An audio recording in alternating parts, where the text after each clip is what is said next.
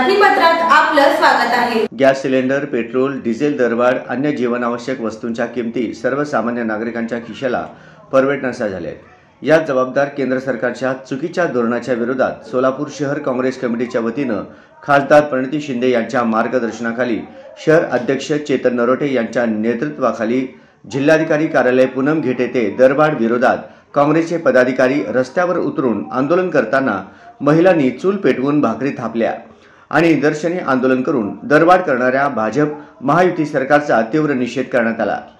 यावेळी gas cylinder दरवाढीचा झटका, लागल्या बहिणींना फटका, महागाईचा झटका, लाडक्या बहिणींना फटका, गॅस का भडका, गरीब पे धडका, मोदी सरकारची गोष्टच न्याहारी, चूल फुंकण्याची वेळ आणली भारी, गॅस सिलेंडर दरवाढ रद्द करा यासारख्या जोरजोरात घोषणाबाजीने परिसर दणाणून गेला होता। यावेळी काँग्रेसचे शहर अध्यक्ष चेतन नरोटे म्हणाले की अख्ख्या जगात गॅस, पेट्रोल, डिझेल स्वस्त होतंय, पण भारतात मात्र मोदी सरकार गॅस, पेट्रोल, डिझेल गॅसच्या किमतीत वाढ करून जनतेची लूट सुरू केली आहे। लाडकी बहीण योजनेतून दिलेले पैसे वसुली, लाडक्या बहिणीकडून वसुली करण्याचा धंदा भाजप सरकारने सुरू केला आहे। कच्चे तेल एप्रिल 2024 ला $84 प्रति बॅरल होते।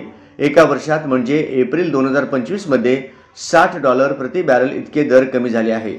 कच्चे तेल पहिल्यांदा सर्वात स्वस्त झाले आहे, पण देशात मात्र भाजप सरकार दर वाढवत आहे।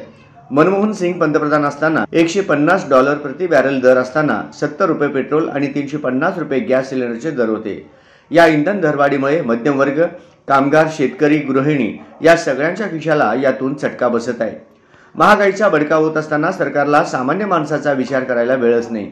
देशातील जनतेला वक्फ बिल, औरंगजेब, हिंदू मुस्लिम या सगळ्या भानगडीत गुंतवून मोदी साहेबांनी दरवाढीचा मोठा मास्टर स्ट्रोक मारलाय। जनतेची लूट आज सरकारचा एक कलमी कार्यक्रम सुरू आहे। महागाई थेट स्वयंपाकघरात घुसली असून महिलांचे बजेट कोलमडले आहे। पुन्हा चुलीवर स्वयंपाक करण्याची आणली आहे। सामान्य लोक हे फक्त कर भरण्यासाठीच उरले आहेत का?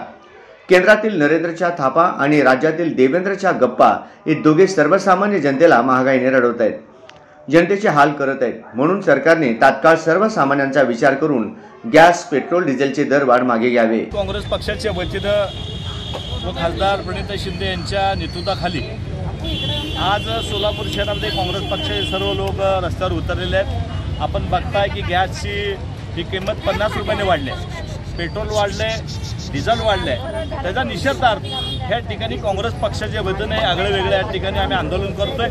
आमच्या महिला सांगतात की ₹910 हा गॅस झालेला आहे। इलेक्शन आल्यानंतर महागाई कमी होती आणि इलेक्शन झाल्यावर हे गॅसची किंमत, पेट्रोलची किंमत, डिझेलची किंमत हे डबल वाढतात। एकदम ₹50 गॅस झाला। त्यामुळे आमच्या या काँग्रेसच्या महिला आज मोदी साहेबांना, अमित शहाना व राज्यातल्या सरकारला भाकरी जी आहेत ते चुलीवरच्या भाकरी त्यांना त्या ठिकाणी पाठवणार आहेत आणि ह्या सरकारला देशातल्या राज्यातल्या जाग आली पाहिजे की बाबा एकीकडे तू महिलेला, लाडक्या बहिणीला पैसे देता आणि दुसऱ्या हाताने काढून घेता, ही यांची सिस्टीम आहे, प्लॅनिंग आहे। त्यामुळे एका हाताने द्यायचं आणि दुसऱ्या हाताने काढून घ्यायचं। त्यामुळे ह्या महिला सगळ्या आता चुलीवर स्वयंपाक करतात।